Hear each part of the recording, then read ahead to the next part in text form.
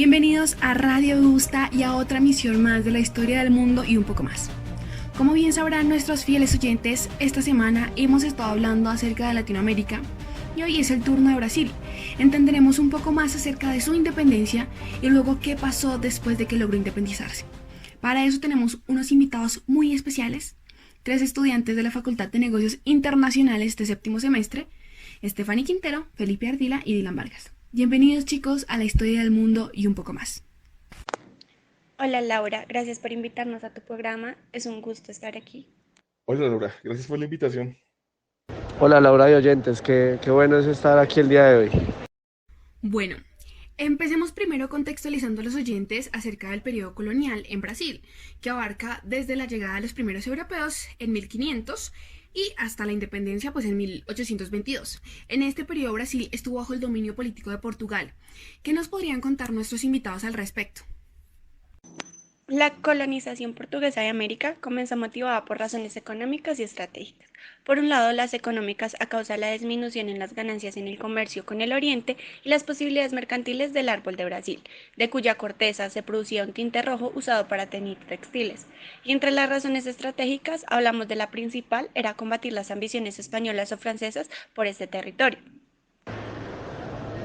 Además, en su momento, Francia y Holanda conquistaron algunas regiones estratégicas, como por ejemplo la isla de São Luís, las ciudades de Río de Janeiro y de Recife. Y pese a estas ocupaciones que finalmente fracasaron, se mantuvo en el periodo colonial la unidad lingüística y cultural del Brasil. Ahora conociendo ese contexto, sí podemos hablar acerca de la independencia de Brasil. Dylan, ¿nos podrías comentar cómo se dio la independencia de Brasil? Claro que sí, Laura. Mira, el instante para la independencia de Brasil es, al igual que para la América Española, la invasión de la península ibérica por parte de las tropas napoleónicas, con todas sus reformas tributarias, exploraciones científicas y muchas otras razones que han pasado una serie de eventos políticos ocurridos entre 1821 y 1824, la mayoría de los cuales incluyeron conflictos entre Brasil y Portugal, dando así paso a la proclamación de la independencia presentada por el Imperio de Brasil el 7 de septiembre de 1822. Claro, recordemos que con la llegada de Napoleón, el rey de Portugal, John VI tiene que huir y se va a Brasil, y cuando las tensiones en Europa bajan, la corte le pide a John VI que se devuelva y el rey deja a Pedro I, su hijo, en el poder en Brasil, y los brasileños querían independizarse, sin embargo no estaban teniendo el apoyo de Portugal, y es aquí cuando con Pedro I se da, por decirlo así, el grito de independencia de los brasileños. Y a diferencia de otros países latinoamericanos, ellos sí siguen siendo una monarquía y decidieron convertirse oficialmente en un imperio. Pero entonces, ¿qué pasó después de que se independizaron los brasileños? Stephanie, ¿qué repercusiones tuvo Brasil a nivel económico? En el proceso de independencia, Brasil, frente a la caída de la producción del oro a fines del siglo XVIII, dio origen a la búsqueda de nuevos productos exportables. Tanto el algodón, la caña de azúcar en recuperación y después el café fueron los sustitutos de un comercio que pasó por una grave crisis en la primera década del siglo. Brasil era el principal exportador de algodón para Inglaterra al lado de Estados Unidos. Sin embargo, este perdió posición rápidamente, pues en 1807 exportaba 19.000, en tanto Estados Unidos ya exportaba 171.000. Sin embargo, el café como producto sustituto dio buenos resultados durante algunas décadas. Es así como Brasil se vio caracterizado durante la independización como una economía sólida agraria exportadora, hablando en términos generales. Es válido resaltar el monopolio ejercido por la corona y los comerciantes portugueses sobre el comercio colonial, el cual entra en franca decadencia. Sin embargo, este país se convierte en un simple intermediario entre los productos brasileños y el mercado europeo. En tales condiciones, los portugueses se convertían en una sobrecarga para la burguesía agraria y el comercial de Brasil. El comercio de contrabando permitía superar en parte esta situación. Inglaterra, sobre todo, tenía condiciones de ofrecer mejores precios de sus productos debido a su desarrollo industrial y la posibilidad de escapar no solo de la mediación de los impuestos de la corona, sino también de las ganancias intermediarias de los comerciantes y financistas portugueses. Claro, seguimos viendo cómo en los países latinoamericanos la producción más que todo se estaba centrando en la agricultura. Luego de entender este panorama económico, Dylan, ¿qué pasó a nivel político? Bueno, Laura, como ya nos comentaste antes con Pedro I como emperador de Brasil, sabemos que el primer enfrentamiento a nivel internacional en el que se envió envuelto Brasil fue con Argentina. durante la Guerra del Brasil, en las cuales las Provincias Unidas intentaron recuperar las provincias cisplatinas que les fue arrebatado ante la invasión luso-brasileña.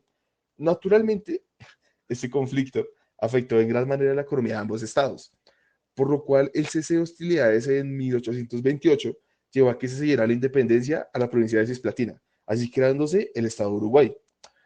A partir de ahí, se puede decir que por el desprestigio a Pedro I, por la guerra y por las presiones de los liberales, los llevaron a dejar el cargo de emperador, pero este sería sucedido por su hijo Pedro II, un niño de apenas 6 años, pero que su juventud no nos engañe.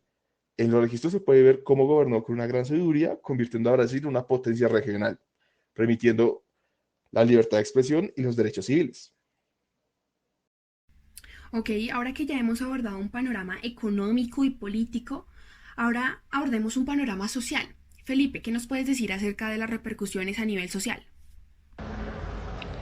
Bueno, Laura, entonces te comento que para los aspectos sociales, la capital del Imperio Brasilero seguía siendo Río de Janeiro, su idioma oficial todavía era el portugués, y tenían lenguas indígenas además, pero pues esto es otro tema aparte. Su religión era el catolicismo romano, su moneda seguía siendo el reis, y pues tuvieron varios periodos históricos entre esta lapso de tiempo. Su forma de gobierno era la monarquía constitucional unitaria y sus más famosos emperadores fueron Pedro I y Pedro II. Bueno, en su mayor población, pues había más o menos 4 grupos étnicos, los cuales eran conocidos en el imperio como pues los blancos, los negros, los marrón o pardo y los indígenas.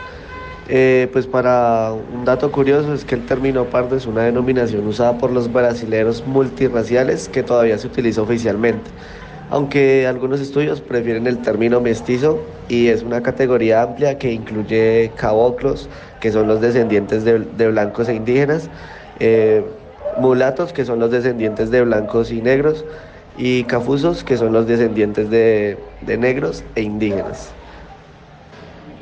Entonces, pues como ya te dije, estos 4 grupos estaban sectorizados. Entonces, pues para los blancos había un 38,1%, para los pardos un 38,3%, para los pretos o mulatos un 19,7% y para los indígenas solo un 3,9%. Entonces, pues eso te cuento de los factores sociales que habían en el imperio brasilero. El proceso de la independencia exhibió claramente una sociedad fuertemente jerarquizada, racista y desigual. Realmente es fascinante poder conocer más acerca de la historia de Brasil. Lastimosamente el tiempo se nos ha agotado, así que muchas gracias a todos nuestros invitados por sus aportes. Gracias a ti por la invitación. Gracias a ti, Laura, y a todos nuestros televidentes. Muchas gracias a ti, Laura, y a todos nuestros televidentes. Y gracias a todos los que hoy nos acompañaron en la historia del mundo y un poco más. Nos vemos en el próximo episodio en donde hablaremos de la independencia de México, así que no se lo pierdan.